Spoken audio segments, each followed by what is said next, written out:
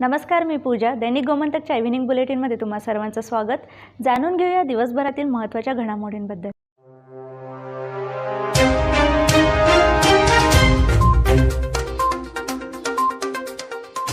केंद्रीय गृहमंत्री अमित शहा हे उद्या गोव्यात येत असल्याने त्यांची ताळगाव येथील कम्युनिटी सेंटरमध्ये कार्यकर्त्यांना मार्गदर्शन करणारी सभा आहे.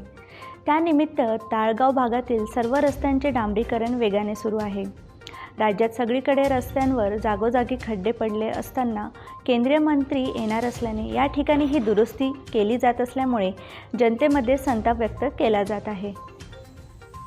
सरकार तुमच्या दारी हा कार्यक्रम सरकारचा असल्याने त्यामध्ये सरकारने त्यांच्या योजनांसंदर्भात माहिती देण्याऐवजी अशा कार्यक्रमातून भाषणांमध्ये विरोधकांवर टीका केली जात आहे. त्यामुळे हा कार्यक्रम राजकारण तुमच्या दारी असा बनला आहे. पूरग्रस्तांना आर्थिक सहाय्य तसेच घरे बांधून देण्यास सरकारला शक्य नाही, मात्र या कार्यक्रमावर सरकार अफाट खर्च करत आहे, अशी टीका आमदार सुदीन ढवळीकर यांनी केली. राज्यात दसरा उत्सवानिमित्त झेंडूच्या फुलांची मोठ्या प्रमाणात विक्री सुरू झाली असून या परराज्यातील विविध विक्रेते झेंडूच्या फुलांची विक्री करणारी दुकाने थाटली आहेत.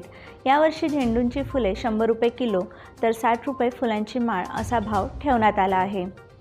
त्यामुळे या भागात गेल्या कित्येक वर्षापासून असलेली खाणबंदी आणि कोरोनामुळे ठप्प झालेले सर्व व्यवहार आणि यातून निर्माण झालेली आर्थिक अडचण सहन करून नागरिकांना चढ्या भावाने फुले खरेदी करावी लागणार आहेत. सर्वोच्च न्यायालयाने 7 सप्टेंबर रोजी राज्यातील सर्व खाणींचे नूतनीकरणासह लीज रद्द केल्यानंतर खाण मालकांकडून यंत्रसामग्री काढून घेणे अपेक्षित होते. पण महिना उलटून गेला तरीही बहुतांशी खाणीवर पूर्वीच्याच खाण मालकांची यंत्रसामुग्री पडून आहे. काही ठिकाणी सुरक्षा रक्षक आहेत. हे हलविण्यासंदर्भात खात्याच्या नियमाप्रमाणे नोटीसी बजावण्याच्या प्रक्रिया सुरू झाली आहे. गोवा बॅडमिंटन संघटनेने फोडा शटलर्स आणि गोवा क्रीडा प्राधिकरणाच्या सहकार्याने नावेली, मडगाव आणि फोडा येथील RCC बॅडमिंटन प्रशिक्षणार्थींसाठी मार्गदर्शन फोडा इंडोर स्टेडियममध्ये शिबिर पार पाडले.